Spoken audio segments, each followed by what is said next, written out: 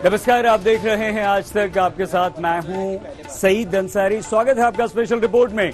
सबसे पहले बात बिहार की। बिहार में दूसरे चरण का मतदान खत्म हो चुका है और ये मतदान हुआ है 54% से ज्यादा।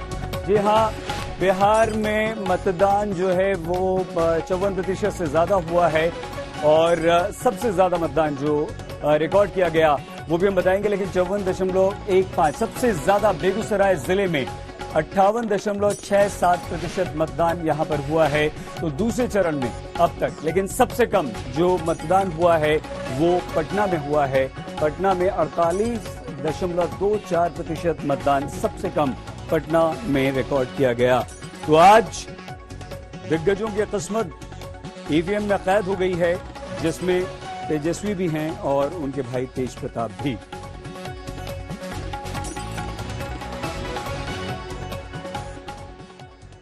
दूसरे चरण का मतदान खत्म होने के बाद अब 2/3 सीटों पर बिहार में मतदान पूरा हो चुका है। आज हाई प्रोफाइल लोगों ने आम लोगों के साथ साथ जहां वोट डाले, वहीं दिग्गजों की किस्मत भी ईवीएम में बंद हो गई है और इसमें तेजस्वी यादव, तेज प्रताप यादव भी शामिल हैं।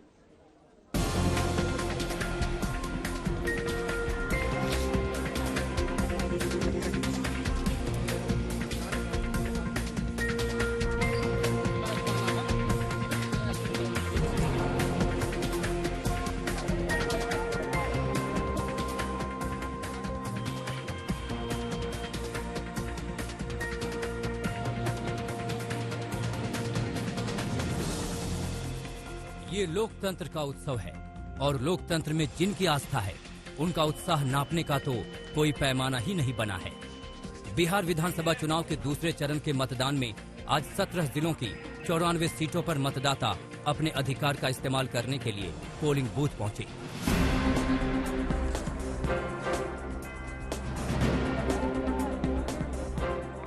मतदान की कतार में आम आदमी था तो दिग्गज नेता भी कतार में लगे थे।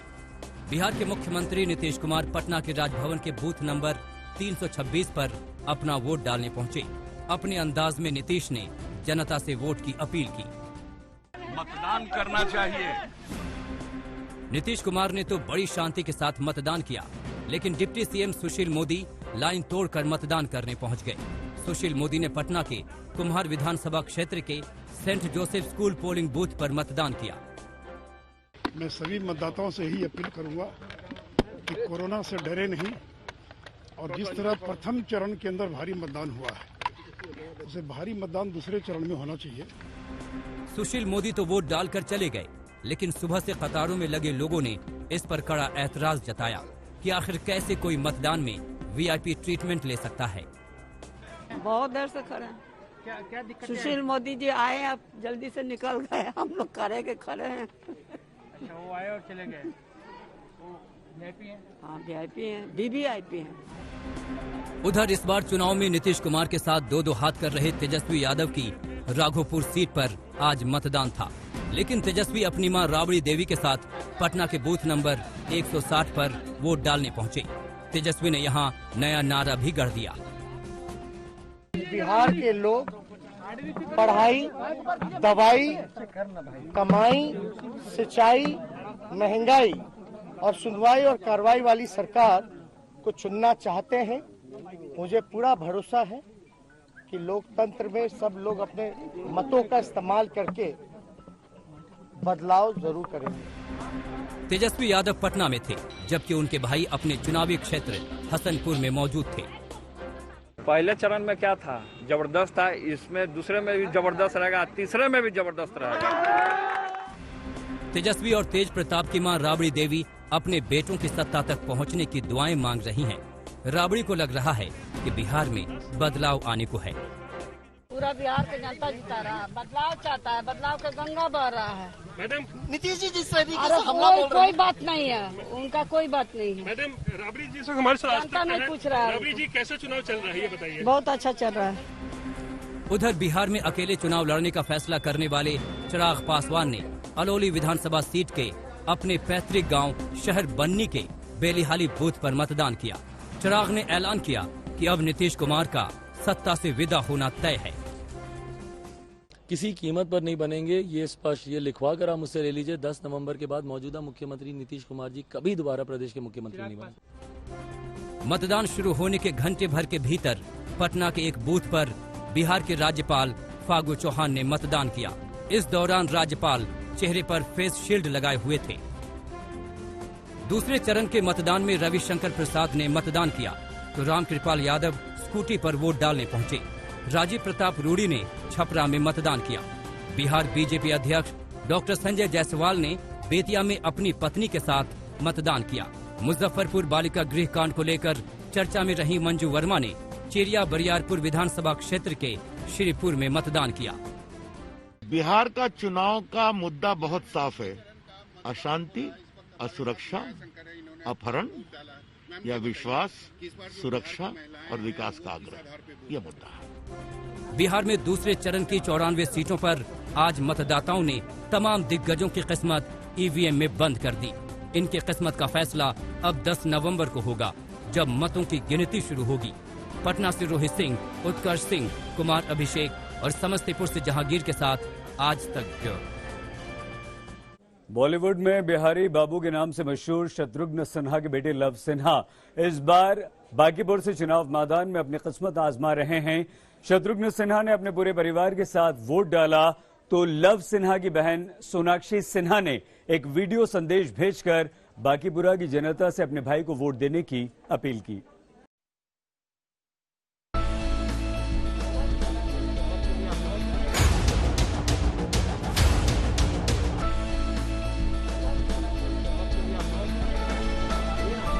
लोकतंत्र के इस महायज्ञ में ग्लैमर का तड़का तब लगा जब पटना में अपना वोट डालने बॉलीवुड के दिग्गज अभिनेता और कांग्रेस के नेता शत्रुघ्न सिन्हा सड़कों पर उतरे। शत्रुघ्न सिन्हा के बेटे लव सिन्हा पटना की बांकीपुर सीट से कांग्रेस के टिकट पर चुनाव लड़ रहे हैं। अपने बेटे के समर्थन में शत्रुघ्न सिन्हा अपनी पत्नी पूनम सिन्हा के साथ आए। दोनों ने मतदान किया। चुनाव में भले ही लव सिन्हा खड़े हों, लेकिन प्रतिष्ठा तो यहाँ शत्रुघ्न सिन्हा की दांव पर लगी है। शत्रुघ्न सिन्हा को यकीन है कि बिहार में इस बार बदलाव होकर रहेगा। चुनाव है, लोकतंत्र है, लोग बिहार में बदलाव की ओर देख रहे हैं, परिवर्तन की ओर देख रहे हैं। जो क्रांतिमय वातावरण पैदा हुआ है और विशेषकर युवा, दबंग, जानदार, शानदार, दमदार नेतृत्व हमारे अपने तेजस्वी यादव के प्रति। लव सिन्हा खुद अपनी जीत के प्रति काफी आश्वस्त दिखाई दिए। बोले कि जीत तो वो बस इस बात से गए हैं कि उन्होंने 15 सालों से सत्ता पर काबिज सरकार के खिलाफ चुनाव लड़ा है। जो भी परिणाम होगा, विजेता मैं हूँ। विजेता क्यों हूँ मैं? क्योंकि 15 साल जिनको लगता है कभी मतलब उनके सामने कोई आएगा नहीं या उनका गढ़ है, वहाँ पे आके हम खड़े हो गए, चुनाव लड़ने आए हम। तो मेरा मानना ये अच्छी बात है और मतलब कि जो भी होगा बिहार परिवार का हम स्वीकार कर देंगे, उनका जो भी रिजल्ट होगा। आज सुबह से ही शत्रुघ्न सिन्हा के घर रामायण में चहल पहल बढ़ गई थी। परिवार वोट डालने के लिए तैयार बैठा था। शत्रुघ्न सिन्हा अपने अंदाज में तेजस्वी यादव की तारीफों के पुल बांध रहे थे। महागठबंधन तैयार किया, उसका नेतृत्व बहुत ही जानदार, शानदार, दमदार और दबंग अपने पारिवारिक मित्र लालू प्रसाद यादव जी, जो कि सही मायनों में एक मास लीडर हैं, उनका बेटा हमारा अपना तेजस्वी यादव जिस तरह से उभर कर आ रहा है, जबरदस्त आशीर्वाद मिल रहा है, भरपूर प्यार मिल रहा है और गजब का समर्थन मिल रहा है।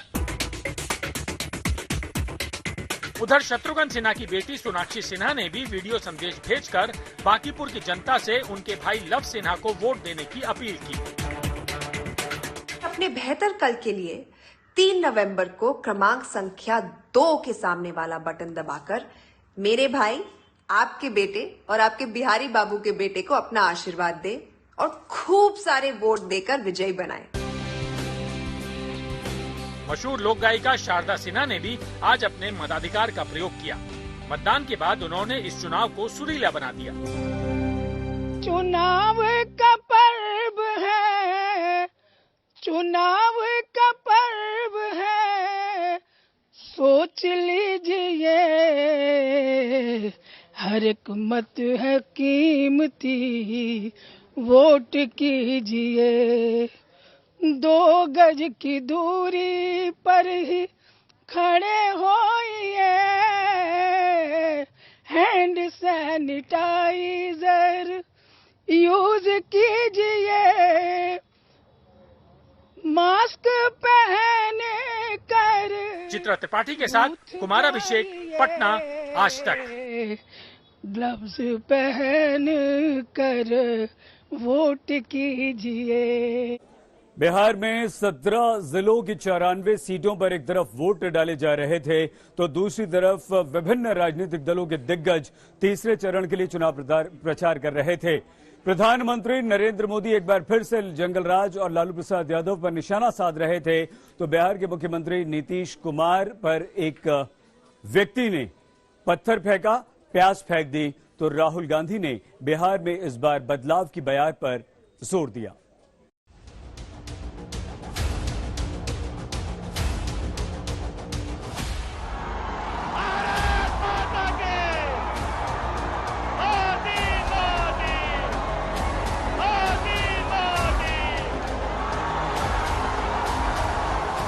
बिहार के दूसरे चरण का मतदान चल रहा था और प्रधानमंत्री तीसरे चरण के लिए प्रचार में पसीना बहा रहे थे। विपक्ष पर करारा वार कर रहे थे, राष्ट्रवाद को विपक्ष के खिलाफ हथियार बना रहे थे। बिहार को जंगल राज बनाने वालों के साथी, उनके करीबी चाहते क्या चाहते आपको पता है? वो चाहते हैं आप भारत माता की जय के नारे न लगाएं। भारत मां की जय बोलने से इनको बुखार आ जाता है। सोचिए, छठी मैया को पूजने वाली इस धरती पर जंगल राज के साथी चाहते हैं कि भारत मां की जय के नारे ना लगे। वो चाहते हैं आप जय श्री राम भी ना बोले। प्रधानमंत्री नरेंद्र मोदी ने अररिया के फॉरबिसगंज और सहरसा में आयोजित रैलियों को संबोधित किया। मोदी ने बिहार में परिवारवाद और जंगल राज को लेकर महागठबंधन पर जोरदार हमला बोला। बिहार के लोगों ने जंगल राज को, डबल युवराजों को सिरे से नकार दिया है। आज बिहार में परिवारवाद हार रहा है, जनतंत्र फिर से जीत रहा है। तीसरे चरण के चुनाव प्रचार के लिए नीतीश कुमार मधुबनी के हरलाखी में पहुंचे तो वहां उन्हें विरोध का सामना करना पड़ा। नीतीश के ऊपर ईंट का टुकड़ा और प्याज फेंका गया। प्याज और ईंट फेंकने वाला शख्स चिल्लाने लगा। नीतीश कुमार ने अपने सुरक्षा कर्मियों को रोका और बोले उसे जितना फेंकना है फेंक लेने दो। खूब फेंको, खूब फेंको, छोड़ दीजिए इसे, छोड़ दीजिए, किसी पर ध्यान मत दीजिए। आप समझ सकते हैं ना, समझ सकते हैं, इसलिए जान लो और मालूम हो जाएगा रोजगार का कितना अवसर पैदा होगा। हमने बता दिया किसी को मजबूरी में बिहार के बाहर जाना नहीं पड़ेगा और बिहार में लोगों के लिए बोलता रहता है सरकारी नौकरी। जेडीयू ने इस घटना को बिहार के जंगल राज से जोड़ दिया। बौखलाहट है और जो हताशा है वो ऐसी गतिविधियों में दिखने लगी है, लेकिन बिहार की जनता इस तरह की गुंडागर्दी और लफंगागिरी को बिहार की जनता कठोर शब्दों में ईवीएम का बटन दबाकर अपना जवाब जरूर देगा। उधर कांग्रेस नेता राहुल गांधी ने कटिहार में एक जनसभा को संबोधित किया। राहुल ने बिहार में बदलाव की बयार बहने का दावा किया। नीतीश जी ने और नरेंद्र मोदी जी ने मिलकर बिहार को लूटा है, बिहार के किसान को मारा है, पीटा है, कुचला है, बिहार के छोटे दुकानदारों को नष्ट किया। बिहार में 2 चरणों का मतदान खत्म हो गया है। तीसरे और आखिरी चरण के लिए 7 नवंबर को 78 सीटों पर मतदान होगा। आखिरी दौर के मतदान के लिए सभी पार्टियां अब एड़ी चोटी का जोर लगा रही हैं। सुजीत कुमार झा और रोहित सिंह के साथ आज तक ब्यूरो।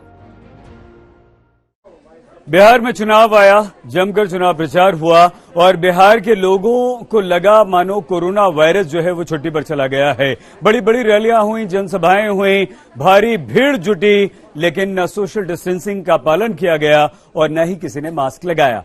और न मास्क न पहनने वाले लोगों ने तो ऐसी ऐसी दलीलें दी हैं कि आप अपना माथा पीट लें। कोरोना तो खत्म हो गया कब से। अच्छा, खत्म हो गया। डेली लोग सैकड़ों लोगों की मौत हो रही है डेली। तो कहाँ मौत हो रहा है? जी सही सुना आपने। इन्हीं का ही नहीं, बिहार के तमाम इलाकों की यही बात है। लोग ना तो मास्क पहन रहे हैं और ना ही सोशल डिस्टेंसिंग का पालन कर रहे हैं। मानकर चल रहे हैं कि कोरोना खत्म हो गया है। कोरोना कहीं नहीं है सर, ठीक है, ये सब मन का भटक है और नीतीश कुमार का। घर से लोग को खाने का ना मिलता है। पंजाब जाते हैं तो बस वाला 4,000 रुपया मांगता है। 4,000 बस वाला को दीजिए, उसके बाद खाना पीना उसका दीजिए, कहाँ से आएगा? ये सुपौल के लोग हैं। चुनावी रैलियों में आना जाना खूब हुआ, लेकिन मास्क का कहीं पता नहीं। पूछने पर अजब गजब तर्क दे रहे हैं। मास्क क्यों नहीं लगाए? भीड़ में आए हैं। कोरोना का कार्ड नहीं चल रहा है इसलिए मास्क नहीं है। क्यों बाबा, आप भी मास्क नहीं लगाए हैं? हम तो कभी नहीं लगाया है, ऐसा सरकार तो कभी नहीं देखा था। सबको मुंह में जाबी लगा दिया। हम लोगों का इम्यूनिटी पावर इतना मजबूत है कि हम लोग कोरोना आ ही नहीं सकता। आप बता दीजिए हमारे सुपौल जिला में कोरोना आया है? अभी तक ऐसा नहीं है। सीतामढ़ी में भी कुछ यही हाल था। मास्क चेहरे से गायब था। ये सहरसा का हाल है। यहाँ भी कोरोना को लेकर लापरवाही साफ नजर आ रही है। चेहरे पर मास्क नहीं है, लेकिन बहाने गजब हैं। मास्क रखे हुए हैं, पॉकेट में है। मास्क हम जेबी में रखेंगे, आपसे बात करने के बाद मास्क लगा लेंगे। ये दरभंगा की जनता है। प्रचार से लेकर मतदान तक सक्रिय, लेकिन कोरोना का जैसे कोई खौफ नहीं। जरा सुनिए इनकी दलीलें। हाँ, गांव में नहीं लगाते हैं, अगर बाहर कहीं पे जाते हैं तो लगाते हैं। गांव में तो सब अपना समाज का ही आदमी है। मास्क अभी नहीं लगाए, थोड़ी देर पहले लगाए थे, लेकिन अभी हम अपना पर्सनल घर पे आ गए, इसलिए मास्क नहीं लगा। ये कटिहार की जनता है। कांग्रेस नेता राहुल गांधी का भाषण सुनने यहाँ लोग आए थे। चेहरे पर मास्क नहीं, सोशल डिस्टेंसिंग का ख्याल नहीं, बहाने तो बस जुबान पर हैं। हाँ, लगाना तो जरूरी है, लगा लेते हैं। मास्क है तो क्यों नहीं है?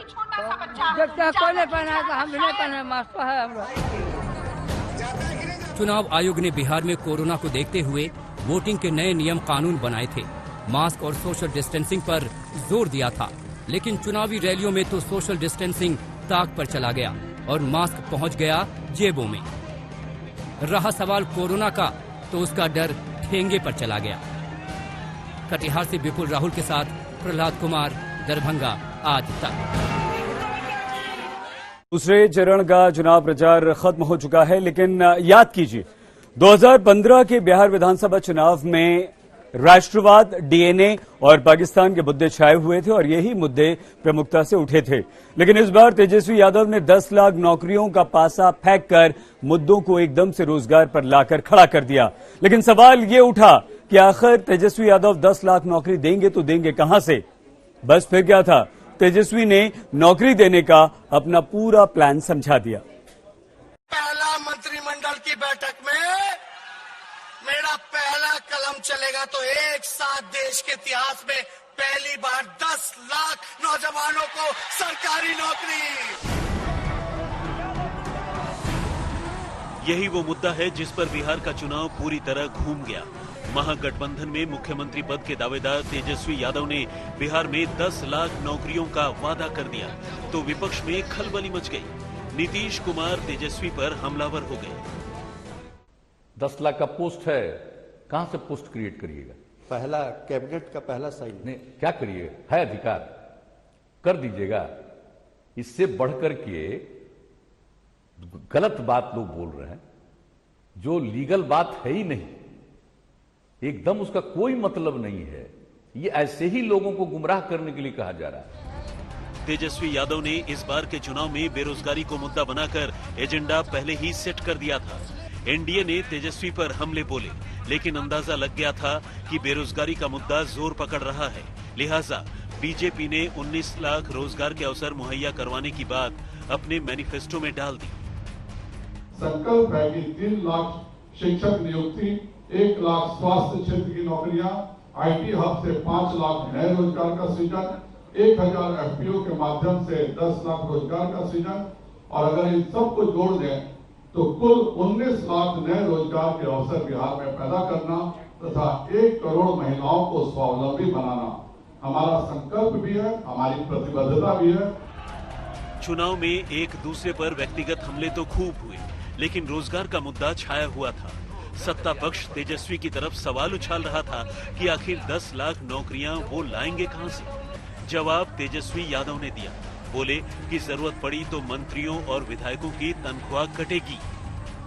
तो अगर हमारी सरकार बनेगी तो मुख्यमंत्री, मंत्री या विधायकों का सैलरी भी अगर लेना पड़े तो हम लोग जो है उस सैलरी को हम लोग लेकर के नौकरी करने वाले जितने हमारे लोग हैं उनको देने का काम करेंगे, और मुख्यमंत्री, मंत्री, विधायकों को सैलरी नहीं मिलेगी। तेजस्वी यादव बेरोजगारी के मुद्दे को हर जनसभा में उछाल रहे हैं। ये मुद्दा इतना चढ़ा हुआ है कि इसके आगे राष्ट्रवाद, मंदिर और धारा 370 जैसे मुद्दे बीजेपी की लाख कोशिशों के बावजूद परवान नहीं चढ़ सके। आज तक ब्यूरो। यूरोप में आतंकवाद एक बार फिर से सर उठा रहा है। फ्रांस में आतंकवादी हमले के बाद ऑस्ट्रिया की राजधानी वियना में भी एक के बाद एक लगातार कई आतंकवादी हमले हुए। 3 लोगों की इसमें मौत हो गई, लेकिन इन आतंकवादी हमलों की तुलना की जा रही है 26/11 के आतंकवादी हमले से।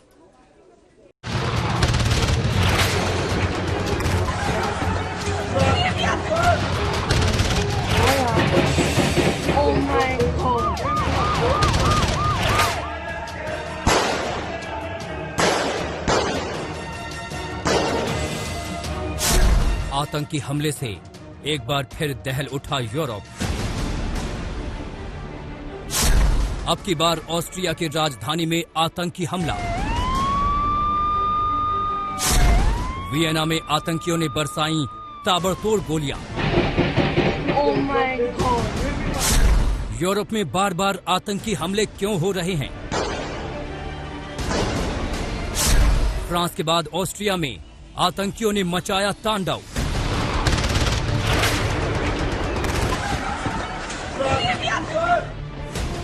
यूरोप इस वक्त आतंक के टारगेट पर है। अभी फ्रांस में आतंकी हमले के जख्म भरे भी नहीं हैं और अब ऑस्ट्रिया की राजधानी वियना पर घातक आतंकी हमला हुआ है। जी हां, वियना शहर में एक यहूदी पूजा स्थल से लेकर 6 अलग अलग जगहों पर आतंकियों ने जमकर गोलियां बरसाई। आम लोगों को आतंकी गोलियों का निशाना बनाया गया। चारों तरफ चीख पुकार मच गई। वियना में हुए इस आतंकी हमले में अब तक 7 लोगों की मौत हो चुकी है और दर्जनों लोग बुरी तरह से जख्मी हुए हैं। ऑस्ट्रिया की राजधानी के वियना में हुआ ये आतंकी हमला मुंबई में 2008 के 26/11 आतंकी हमले जैसा था। जिस तरह से मुंबई में आतंकी कसाब और उसके साथियों ने आतंक का तांडव मचाया था, ठीक उसी तरह से वियना में भी आतंकियों ने भीड़ वाले इलाके को निशाना बनाया और अंधाधुंध फायरिंग की।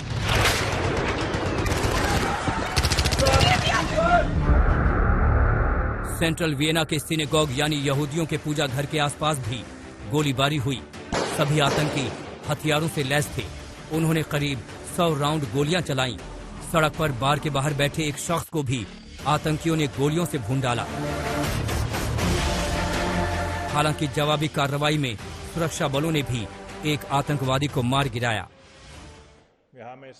ये एक आतंकवादी हमला है। शुक्र है कि इस कठिन वक्त से ऑस्ट्रिया जल्द ही निकल जाएगा। दुख के साथ कहना पड़ रहा है कि इस हमले में कुछ लोगों की मौत हुई है। हमारी सुरक्षा एजेंसियों ने उनमें से एक आतंकी को मार गिराया। हथियारों से लैस एक आतंकी हमला करते हुए सीसीटीवी में साफ नजर आया, जो सड़क किनारे लेटे हुए एक शख्स को निशाना बना रहा था। पुलिस की माने तो कई आतंकियों ने शहर पर एक साथ हमला किया। हम आपको बता दें कि ऑस्ट्रिया में कोरोना के चलते आज से फिर लॉकडाउन लगना था। जिस वक्त ये हमला हुआ उस समय लोग बार और रेस्टोरेंट में अपने रिश्तेदारों के साथ लॉकडाउन से पहले की छूट का आनंद उठा रहे थे। पुलिस ने बताया कि इस आतंकी हमले में उनका एक अफसर भी घायल हुआ है।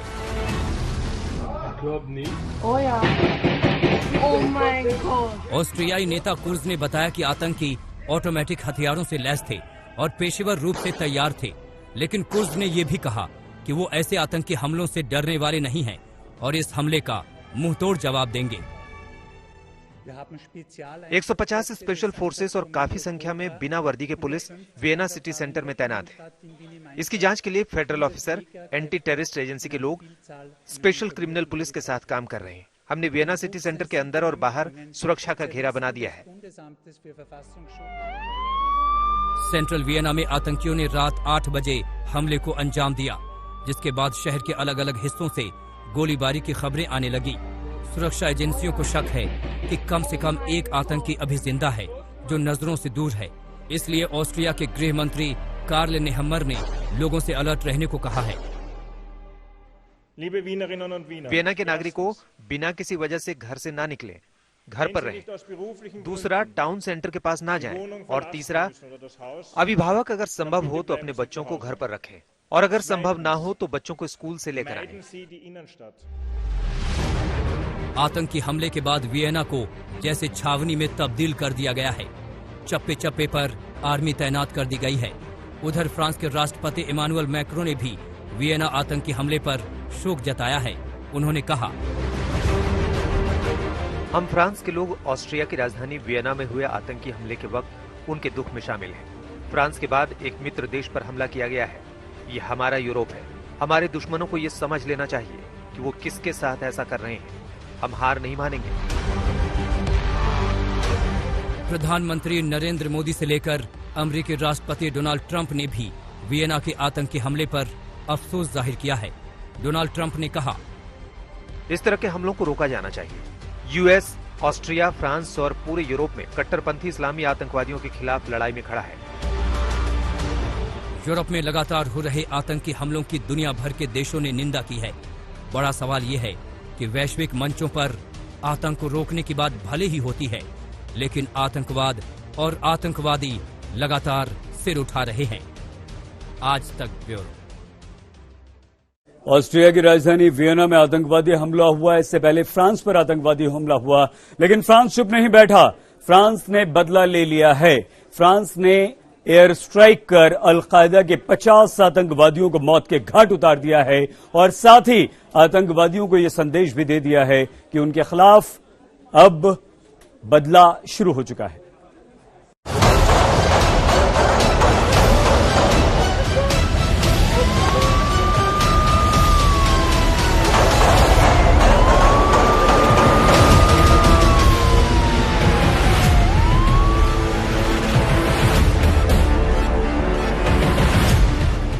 आतंक पर फ्रांस का सबसे घातक प्रहार। फ्रांस ने मार गिराए अलकायदा के 50 आतंकी। आतंकियों पर फ्रांस की सबसे तगड़ी एयर स्ट्राइक। आतंकियों के लिए काल बने ड्रोन और मिराज। आतंक को नेस्त नाबूद करने में जुट गया फ्रांस।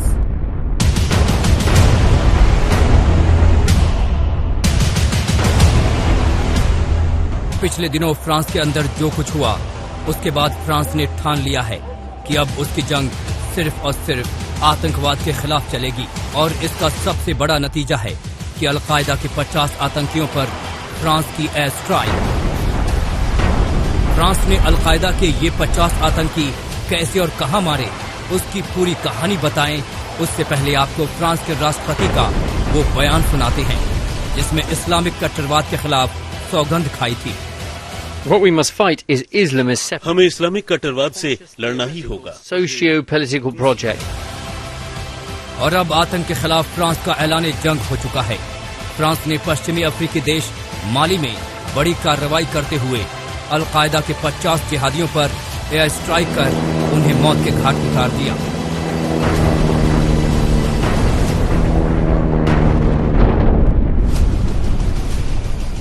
फ्रांस सरकार ने कहा कि बुर्किना फासो और नाइजर की सीमा के नजदीक शुक्रवार को ये हवाई हमला किया गया।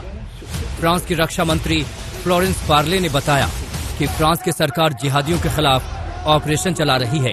इसके तहत 30 अक्टूबर को चलाए गए ऑपरेशन में 50 से ज्यादा आतंकी मारे गए। उनके हथियार भी जब्त कर लिए गए और कई आतंकियों को गिरफ्तार भी किया गया है। फ्रांसीसी सेना ने आतंक पर इस हमले के लिए मिराज जेट और ड्रोन का सहारा लिया। जिस वक्त आतंकी मोटरसाइकिलों पर झुंड में जा रहे थे, तब ड्रोन और मिराज के जरिए उन्हें वहीं उड़ा दिया गया।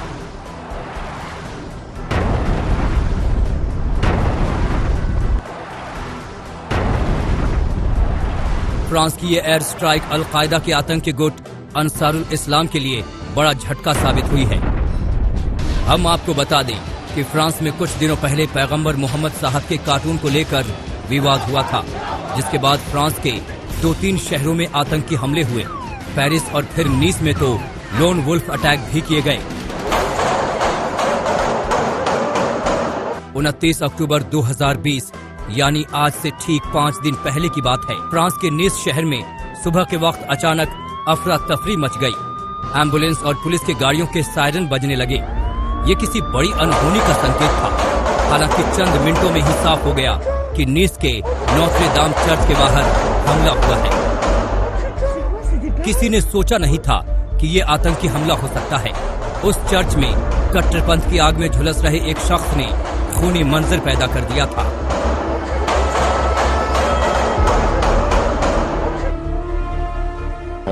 Horrible et qui sans doute correspond aux moyens utilisés par ce professeur courageux de Conflans Sainte-Honorine, Samuel Paty.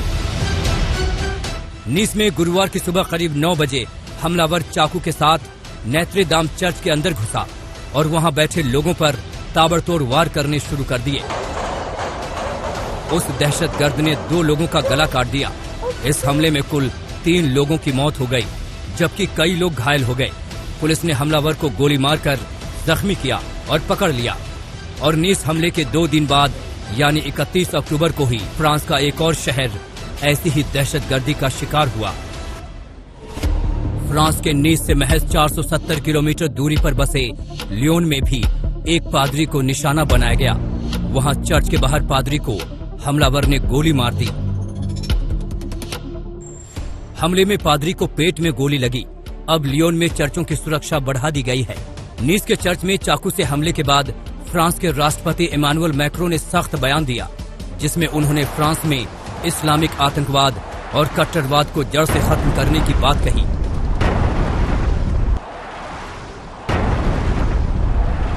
What we must fight is Islamist separation. हमें इस्लामिक कट्टरवाद से लड़ना ही होगा। Socio-political project. फ्रांस के राष्ट्रपति के इस बयान के बाद दुनिया के कई देशों में जबरदस्त विरोध शुरू हो गया। कई मुस्लिम देशों ने राष्ट्रपति मैक्रों के बयान पर ऐतराज जताया। भारत के कई शहरों में भी वैसे प्रदर्शन दिखे। आज तक ब्यूरो।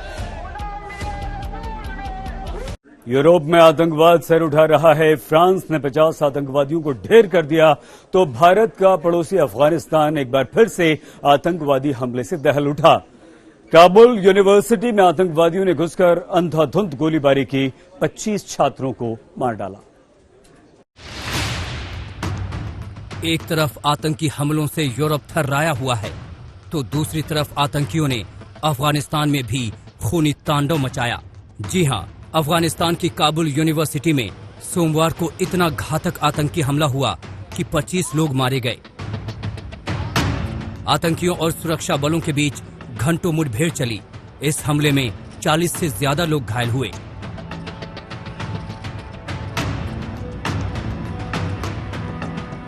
पूरे कैंपस को सुरक्षा बलों ने घेर लिया। कैंपस के अंदर और बाहर से ताबड़तोड़ गोलियां चली। हम आपको बता दें कि यूनिवर्सिटी में बुक फेयर लगाया गया था। इस दौरान ईरान के राजदूत भी वहां पहुंचे थे। प्रधानमंत्री मोदी ने इस आतंकी हमले की निंदा की। पीएम मोदी ने ट्वीट कर कहा कि मैं काबुल यूनिवर्सिटी पर हुए कायराना आतंकी हमले की कड़ी निंदा करता हूं। मृतकों के परिजनों और घायलों के प्रति हमारी संवेदनाएं। हम आतंकवाद के खिलाफ अफगानिस्तान के साहसी संघर्ष का समर्थन जारी रखेंगे।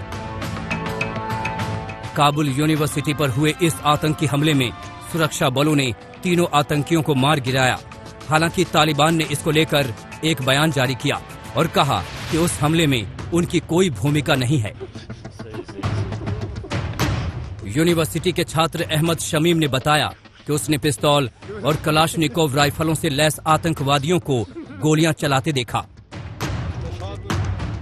एक चश्मदीद ने बताया कि हमलावरों ने काबुल विश्वविद्यालय में एक क्लास में प्रवेश किया और छात्रों पर गोलियां चलाईं, जिसके चलते क्लास में मौजूद कई छात्र या तो मारे गए या घायल हो गए। हम आपको बता दें कि पिछले साल भी इस यूनिवर्सिटी के गेट पर बम विस्फोट में 8 लोगों की जान चली गई थी। काबुल यूनिवर्सिटी पर हुए इस आतंकी हमले की अभी तक किसी संगठन ने जिम्मेदारी नहीं ली है। बताया जा रहा है कि 3 आतंकी कैंपस में घुसे थे, जिन्होंने पूरी यूनिवर्सिटी को बेगुनाह के खून से रंग दिया। आज तक ब्यूरो। स्पेशल रिपोर्ट में आज के लिए बस इतना ही। खबर के लिए सिर्फ आज तक, अफवाह के लिए कोई भी। आप देखते रहिए आज तक।